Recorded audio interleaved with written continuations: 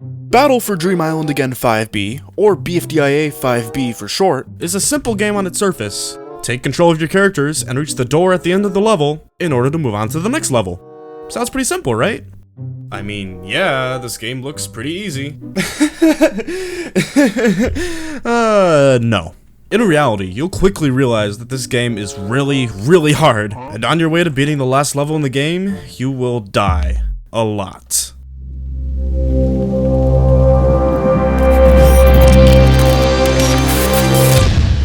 However, there are some insane players who saw this game and have made even the hardest levels look like an absolute joke.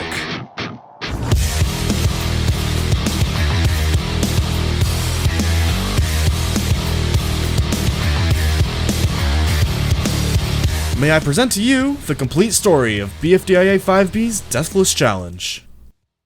One of 5b's several iconic gameplay features is the use of the Hand-Powered Recovery Center, or HPRC for short. In the actual show Battle for Dream Island, which is what the game is based off of, this device is used to recover players who have been killed. I guess somewhere in the story it's split apart into two pieces prior to this game, but this leads to some fascinating gameplay ideas that I've never seen used anywhere else. It's kind of like a mobile respawn device that also acts as like a teleporter. Essentially though, this device could make levels require a death to be beaten.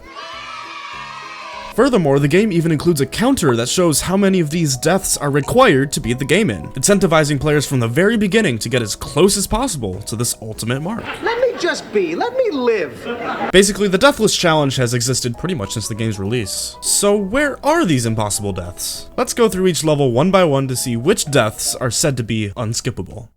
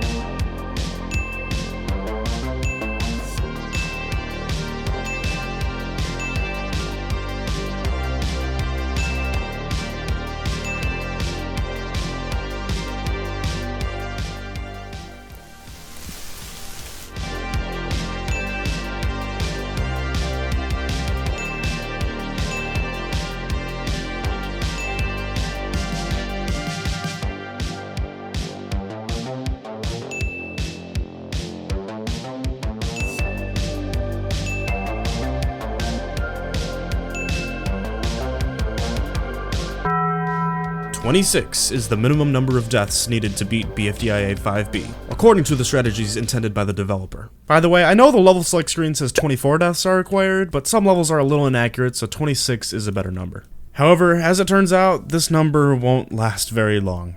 Enter the throw jump. A throw jump is a strategy used to get a slightly higher jump while carrying another object, which is done by, well, throwing and jumping, followed by a catch. While seemingly pretty innocent, this trick actually breaks several levels, including quite infamously, level 48. The intended strategy here is to light match on fire and burn Ice Cube, actually a pretty cool concept. However, using a throw jump, it's completely possible to just grab Ice Cube right away. Not only is this a pretty easy death save, but it's also pretty famous, because it cuts the time to beat the level down from about 20 seconds to, well, 1. And just like that, we've saved our first death. But we're still just getting started. Level 32 contains Lego Brick, which isn't a playable character, but still counts toward our death counter. As it turns out though, we can use a couple of throw jumps to bypass these deaths as well. In level 43, you're supposed to pass through this laser so you can get up by climbing this ladder, bringing the HPRC with you in the process. However, it's actually possible to just stack the HPRCs and get everyone up using throw jumps. That's 3 deaths saved. Level 28 can be solved in a similar way. Instead of going through the laser, it's possible to go over it by throwing the HPRCs down and using them as a ladder to climb up.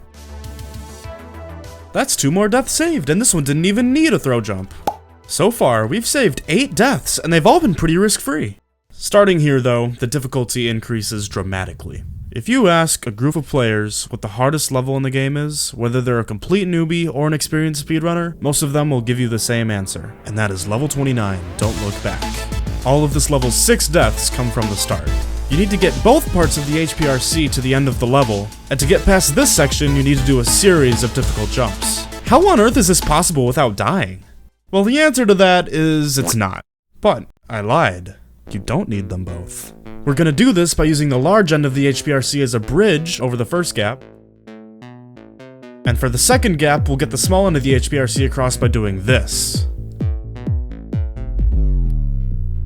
And lastly, the third gap is a little smaller, so we can just throw the HPRC across. And just like that, we've cleared the gaps. Now all we have to do is run to the end, and then use a throw jump to compensate for our compromised height. And just like that, even though the hardest level in the game may have gotten even harder, we have been able to shave all 6 deaths off of this level. We can use the exact same bridge strategy in level 52 to save 2 more deaths there. We run into a little bit of a roadblock though on this next section because the ceiling here is too low and we can't just do the same jump catch thing we did last time. Thankfully though, there is a clever workaround. This upper path is normally reserved for Ice Cube so that she can flick this yellow lever and allow the other ones to pass through underneath. And this is only possible with Ice Cube because her jump height is lower than the other two. But we can get a bit clever here. If we let Book carry Ice Cube, her jump height will be reduced and she can clear these spikes with no problem. Meanwhile for Match, while her jump height is way too high from this platform, it just so happens that her height from the platform right under it is perfect. And just like that, we've saved all 4 deaths in this level as well. Look at us go, we're spanning some pretty big gaps right now. The one on level 25 is even bigger though. In fact, it's actually so wide that you can't just throw Book across. Oh, well, never mind. It's pretty precise, but as it turns out, it's completely possible to do. Another death saved. So far, we've been able to save 19 entire deaths off of this run. Remember back when the game required 26 deaths? Good times, I know. But welcome to the future, where only 7 deaths and 3 levels remain. However, these 3 would present some new challenges. Level 26 was incredibly puzzling. This giant laser beam allows no way to beat the level without some kind of glitch that at this point had not been discovered yet. Level 34 is annoyingly tempting. We have to get both characters across the lava pit because every other path to the door is blocked off, but this spike gets in the way. Oh man, if only you could get some kind of mid-air boost to get under the spike. Oh, well, I've got good news for you. In case you haven't already seen it, my previous video describes in detail how exactly a grab boost works, but the basic rundown is that it's a trick that allows 2 characters to basically start flying. But the catch is that humans need extremely fast fingers to pull off a full grab boost chain. In general, however, grab boosting is far easier if you have some kind of upward trajectory. Because we have to go under the spike, we have to go downward in order to grab boost. And although just a singular mini grab boost would be enough to get past this gap, the necessary speed is just too fast for a human.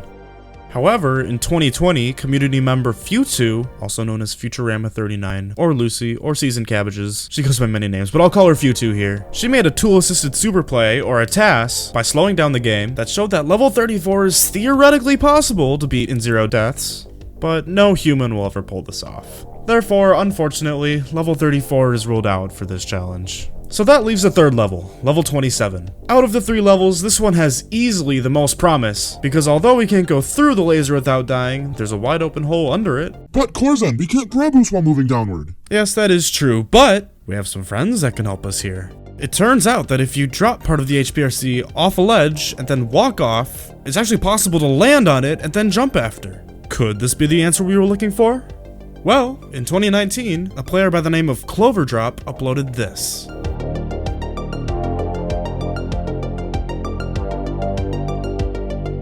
Not only did CloverDrop pull off this absurd aforementioned jump, but they also did this slightly easier, though still important, jump at the end to skip the last 2 deaths. And all of this allowed CloverDrop to beat the level in a single death.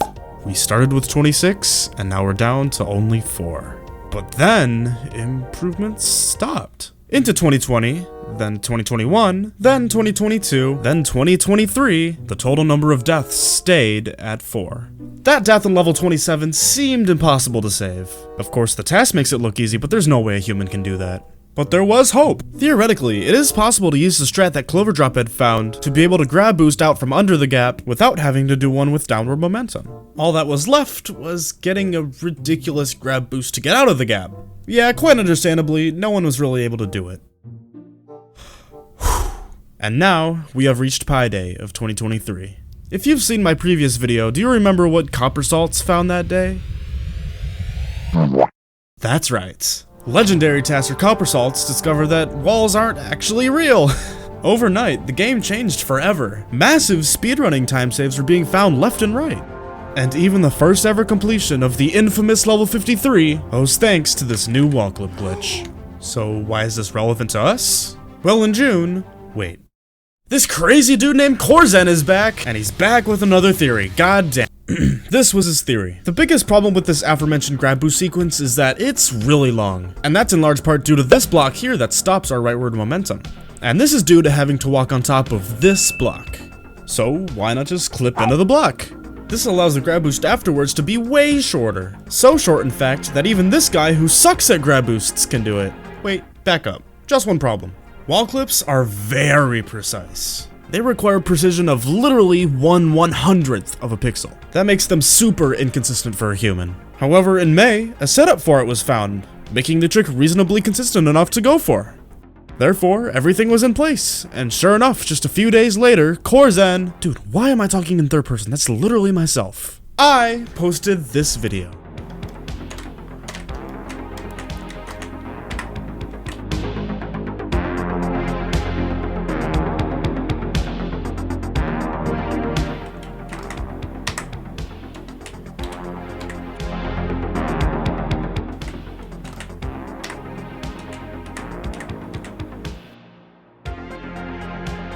Fuck.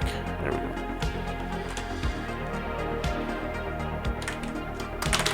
Yes!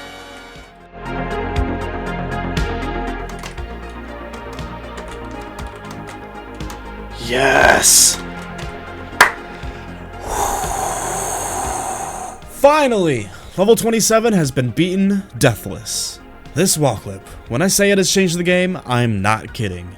We started with 26 deaths, and now we're all the way down to— wait, what happened?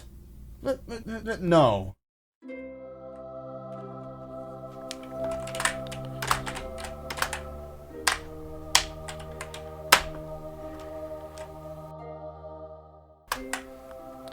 There we go.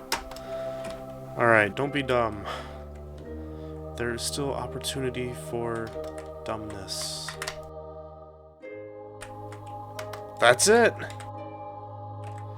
Yeah! That's right. Wall clips make level 34 possible deathless as well. Joke's on you. It turns out we didn't need to cross that silly lava pit at all. We started with 26, and now we're all the way down to 2. 2 entire deaths. 52 levels in the game have been demonstrated by humans to be beatable without deaths. But this level is different from the rest. Crossing this laser beam by saving even one death has never been done before. Not even with a TAS. There's no way to go around this laser beam. Grab boosts are useless to us here. The tricky thing about wall clips is that they only work on the left side of blocks. The only block in the entire level that we can even clip into is this one. Completely useless to us. But even if we could clip into the right side of blocks, there's nothing we can do anyway. There's not even a theory right now That could save even one death, let alone 2. Hey y'all, KorZen from the future here. It's been pretty much a year since this script was written, and a lot has changed since then. Level 26 still hasn't been beaten by a human, but believe it or not, it is possible. Insane, I know. On November 4th, 2023, this person that no one has ever heard of, named Falling Pineapples, posted their first ever message in the BFDIA 5b Discord. The very first message!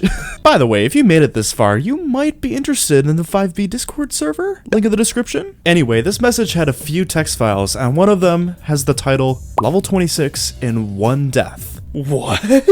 This text string is meant to be plugged into a TAS software, and sure enough, it's completely legit. And 3 weeks later, Coppersalts was able to turn this into the craziest tool-assisted superplay ever, showing that level 26 was beatable in 0 deaths. The strats used here are pretty insane and honestly require their own video. There is no way that I am qualified to explain what's going on here. So, I brought someone along who is. Please welcome in the one and only Coppersalts.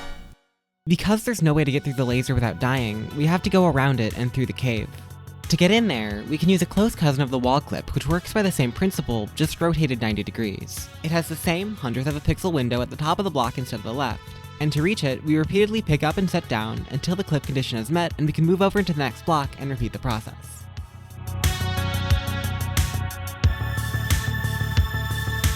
This works to get Match in, but once she's in there, there's no way for her to do the same with Book, so another glitch is required. To set up for it, Book brings one half of the HPRC over to where Match is, where she can pick it up and have Book pick up the larger half of the HPRC. Now for the actual glitch. Match throws the smaller half into the bottom of the larger half as Book is holding it, which puts Book into a state where if she jumps, she clips down. So now both characters are inside the cave, but they can't just walk out because of this spike here. To get past it, both of them need to clip through the floor that sits between them. We first position the HPRC in the corridor for later, then do another long horizontal clip to get Match far enough past the spike. Finally, to finish it all off, Book clips into the leftmost block of the ledge to get close enough to Match to be able to grab her through the single block that separates them, and then taps left to move further to the right and out of the way of the spike. And then we're free. Deathless's final frontier is proven possible, though it's most certainly not possible for humans. Those long clip sections just require so many precise inputs, literal thousands, that it's pretty safe to say that it's not happening for a human. But this proves that it's theoretically possible, and if a new glitch were to be discovered, there's a chance that it could work for humans too.